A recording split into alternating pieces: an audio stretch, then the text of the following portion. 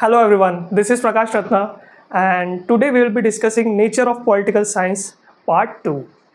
So पिछले video में हमने काफ़ी कुछ चीज़ें डिस्कस किया था regarding political science, what is political science and many aspects of it. But in part 2 we'll be discussing first that is characteristic of political science. ठीक है, कैरेक्टरिस्टिक डिस्कस करेंगे हम. सो एक बहुत ही अच्छी थ्योरी दी गई थी बाय शेल्डन एस वॉलिन. ठीक है, ये ऑथर है इस बुक के, that is politics and vision. 1960 में रिलीज हुई थी ये बुक. तो इन्होंने एक बहुत अच्छी लाइन बोली थी उसमें कि ऑल पॉलिटिकल इंस्टीट्यूशंस, ठीक है, all political institutions are concern with whole community. So he talked about the common interest of the whole community. ठीक है, so what is common in the whole community? So here are some points that are common to whole community. So the first point is national defense. ये defence जो होता है ना, ये first priority होती है सभी नेशंस की, क्योंकि अगर एक डिफेंस नहीं रहेगा तो एक नेशन सर्वाइव नहीं कर पाएगा. ठीक है, बहुत रेयर चांसेस है कि एक नेशन विदाउट डिफेंस सर्वाइव कर पाएगा in critical situations. So the defence is the priority of every nation. ठीक है. Second point is internal order.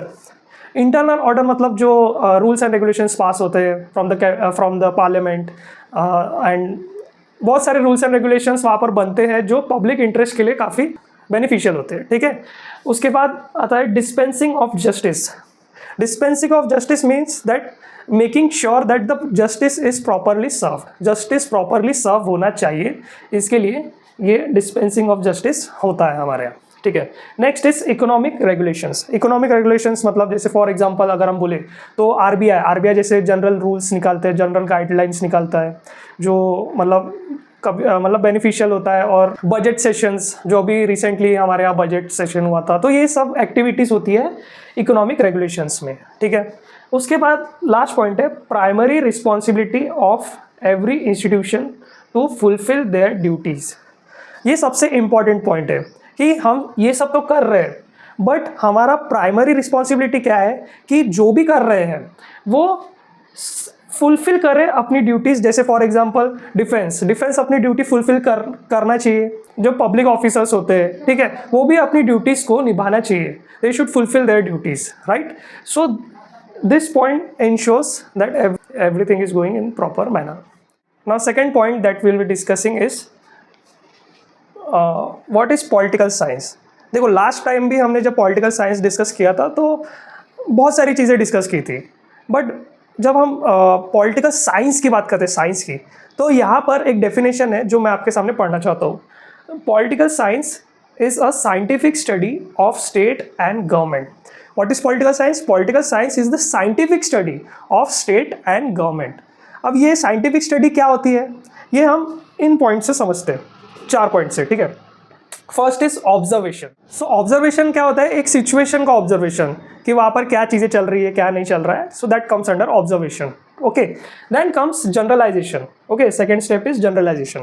Generalisation means whatever we have observe, जो भी हमने देखा उसके ऊपर एक स्टडी होती है. ठीक है. बट स्टडी करने के लिए एक प्रॉपर उसका जनरलाइजेशन जरूरी है ना. जनरलाइजेशन का मतलब है कि प्रॉपर ऑब्जर्वेशन का एक डेटा जो हमारे पास ऑब्जर्वेशन के थ्रू मिला, उसका एक कंपाइलेशन होना चाहिए. ठीक है. कंपाइलेशन रहेगा तभी तो हमको हमारे पास वो डेटा रहेगा कि कहाँ पर क्या चीज़ें चल रही है और कहाँ पर क्या चीज़ें नहीं चल रही है. Okay. So that is the generalisation. Okay. Third point is explanation. Explanation means whatever we have observe and whatever we have generalise, जो भी जनरलाइज किया उसका एक डीप एक्सप्लेनेशन कि वहाँ पर एग्जैक्टली क्या चीज़ें हो रही है, क्या रूल्स फॉलो हो रहे हैं, क्या रेगुलेशंस है वहाँ के. तो ये सब का एक डिटेल्ड एक्सप्लेनेशन आता है ये थर्ड पॉइंट में, that is explanation. Okay. The fourth point is prediction and prescription. Okay. So prediction and prescription में क्या बोला गया है कि conclusion, whatever we have observed, whatever we have generalised, whatever we have explained, that needs to be concluded. Okay. वहाँ पर कुछ proper हमारा अगर कुछ प्रॉब्लम है, ठीक है, तो उस प्रॉब्लम का proper solution, what is the solution to that problem. So in conclusion we will talk about everything, whatever we have observed, generalized, explained, and lastly we will predict that this thing will work there or this might work there. Okay, that is prediction and prescription. So ये 4 point से ही political science की एक scientific study हो सकती है. Okay, that's why political science is a scientific study of state and government. So the third point that we will be discussing is modern polity. ठीक है, अब ये मॉडर्न पॉलिटी क्या होता है? तो मॉडर्न पॉलिटी समझने के लिए हमको ट्रेडिशनल थिंकर्स और मॉडर्न थिंकर्स, ठीक है, ये दोनों के पर्सपेक्टिव से हमको समझ में आएगा कि what is modern polity. So traditional thinkers जो थे, जो पहले के थिंकर्स थे, वो हमेशा अपना फोकस स्टेट और गवर्नमेंट पर रखते थे. ठीक है, the state and the government, और वी कैन से इंस्टीट्यूशंस. सो अगर हम सिर्फ ट्रेडिशनल वे में ही अगर पॉलिटी को समझे तो उसका उतना इम्पैक्ट नहीं रहेगा जितना इम्पैक्ट होना चाहिए. ठीक है, सो मॉडर्न पॉलिटी, जो मॉडर्न थिंकर्स थे, उन्होंने पॉलिटी को एक ब्रॉडर एस्पेक्ट दिया. ठीक है, ब्रॉडर एस्पेक्ट मतलब जैसे फॉर एग्जांपल जैसे सोशियोलॉजी में कैसे पॉलिटी इन्फ्लुएंस कर सकता है, जोग्राफिकली बोलो या फिर बोलो कि इकोनॉमिकली, ऐसे हर जगह पे. ठीक है, तो हर एक एरिया में पॉलिटी का इन्फ्लुएंस अगर बढ़ेगा तो उसका इम्पैक्ट भी उतना ही फ्रूटफुल होगा. ओके, जैसे अभी आपको समझ में नहीं आएगा तो हम बात करते हैं इंटरनेशनल रिलेशंस. अभी आपने देखा होगा कि बहुत इंटरनेशनल रिलेशंस कितने इंपॉर्टेंट होते हैं. बहुत सारे कॉन्वेंशंस होते हैं, ठीक है, समिट्स होते हैं, तो वहाँ पर डिसीजंस लिया जाता है ग्लोबली. ओके, ग्लोबल डिसीजंस लिए जाते हैं, तो ये सब बहुत ही इंपॉर्टेंट होते हैं किसी भी नेशन के लिए. So the political science is impacting globally.